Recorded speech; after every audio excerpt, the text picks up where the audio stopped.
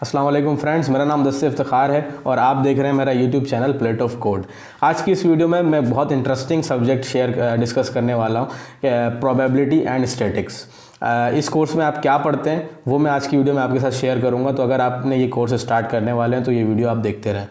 तो गाइस, इसमें आप ये पढ़ते हैं प्रोबेबिलिटी एंड स्टैटिक्स।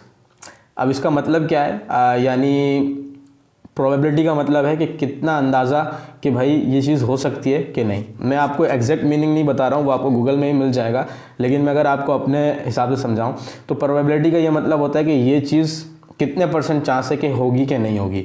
लाइक अगर मैं बोलूँ जैसे वेदर है, बारिश होने का चांस, तो उसमें लिखा होता है 30% चांस है, 40% चांस है, तो ये प्रोबेबिलिटी होती है।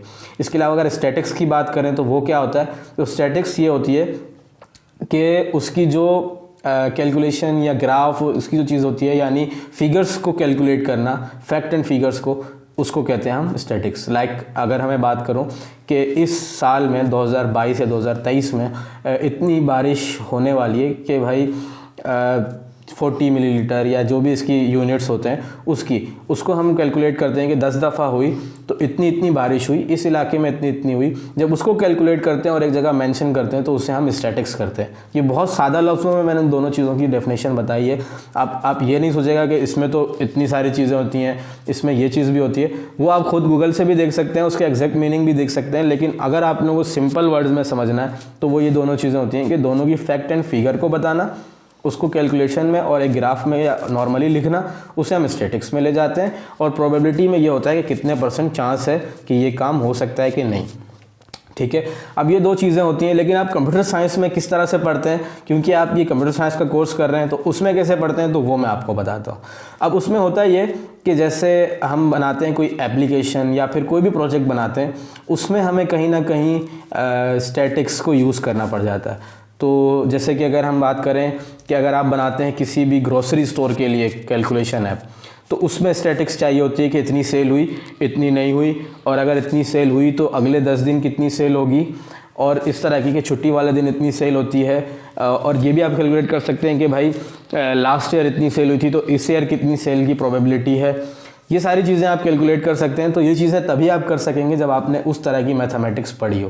बेसिकली इसके पीछे जो है वो मैथमेटिक्स है, लेकिन ये थोड़ी सी मैथमेटिक्स होती है जिसमें आप प्रोबेबिलिटी निकालते हैं और इसी तरह से आप स्टैटिक्स को कैलकुलेट करना सीखते हैं। तो आपको ये सॉफ्टवेयर डेवलपमेंट में ही नीड पड़ती है। और जैसे मैंने आपको एग्जांपल दी, ग्रोसरी स्टोर है, या फिर कोई भी अगर आप वेदर ऐप बनाना चाहते हैं तो उसमें आपको नीड पड़ सकती है। या फिर एक और बहुत अच्छी एग्जांपल है, आप जैसे लूडो ऐप खेलते हैं ऐप में, वो किसी ना किसी डेवलपर ने बनाई होगी। उसमें आपने देखा होगा कि जब हम उस पर उसकी जो गोटी होती है उस पर जब क्लिक करते हैं तो उसमें कुछ नंबर्स आ जाते हैं रैंडमली।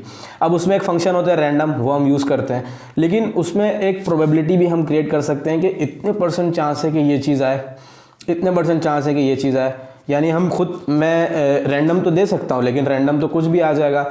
तो फिर इसका मतलब अगर किसी का 6 आए ही ना तो फिर तो कभी भी उसकी गोटी खुलेगी नहीं। और ऐसा हो सकता है इत्तेफाक कि सिर्फ 2 बंदे खेल रहे हैं, रेड और ग्रीन, तो ग्रीन का जो है वो बार 6 आ जाए रैंडमली और रेड का आए नहीं। तो ये प्रोबेबिलिटी हम इस तरह सिर्फ रैंडम नहीं यूज़ कर सकते, रैंडम फंक्शन हमें यहाँ पर लगानी होती है प्रोबेबिलिटी एंड स्टैटिक्स कि भाई इतने देर तक करे, यानी 2-3 दफ़ा कर ले। अगर ज़्यादा पनौती आ गई तो 2-3 दफ़ा कर ले तो फिर अब आ जाए नंबर 6। तो ऐसा ना हो कि किसी का आए ना और सिर्फ हमने रैंडम फंक्शन लगा दिया, तो इस तरह तो सॉफ्टवेयर या यूज़र एक्सपीरियंस बहुत बेकार हो जाएगा। तो हो सकता है वो जिसके ना आ रहे हों छक्के, वो आप लोगों का ऐप इंस्टॉल कर दे। तो हमें उस चीज़ का ख्याल रखना होता है। और इसी तरह के बहुत सारे ऐप बनाने होंगे आपको फ्यूचर में और उसमें ये यूज़ होंगी, तो ये पढ़ना बहुत ज़्यादा ज़रूरी होता है। अगर आपने इंटर में या पहले कभी ये चीज़ नहीं सुनी प्रोबेबिलिटी और स्टैटिक्स, तो कोई मसला नहीं है। यहाँ पर आप इतनी ज़्यादा वैरायटी या बहुत ज़्यादा एडवांस नहीं पढ़ेंगे, बेसिक पढ़ेंगे, तो ये चीज़ें आपकी क्लियर हो जाएंगी कि आपने इसको सॉफ्टवेयर में कैसे यूज़ करना है। तो मेनली यही होता है, इसमें कोई प्रोजेक्ट नहीं होता, इसमें प्रोग्रामिंग लैंग्वेज कोई एज सच नहीं होती। अगर कोई टीचर चाहे तो एग्जाम्पल देने के लिए सिखा सकता है कुछ ना कुछ, लेकिन एज सच इसमें ना लैब होती है और ये सारी चीज़ें नहीं होती। तो उम्मीद करता हूँ कि आज की वीडियो भी आपको क्लियर हो गई होगी। और अगर कोई और कोर्स है जो कि आप देखना चाहते हैं कि इसमें क्या चीज़ें पढ़ते हैं, तो आप मेरी प्लेलिस्ट चेक कर सकते हैं। अदरवाइज़ अगर मैंने नहीं बनाई हुई तो आप कमेंट में मुझे रिकमेंड कर सकते हैं कि भाई इसके ऊपर एक वीडियो आप बना दें, तो मैं लाजमी बना दूंगा। तो उम्मीद करता हूँ आज की वीडियो अच्छी लगी होगी। Thank you for watching.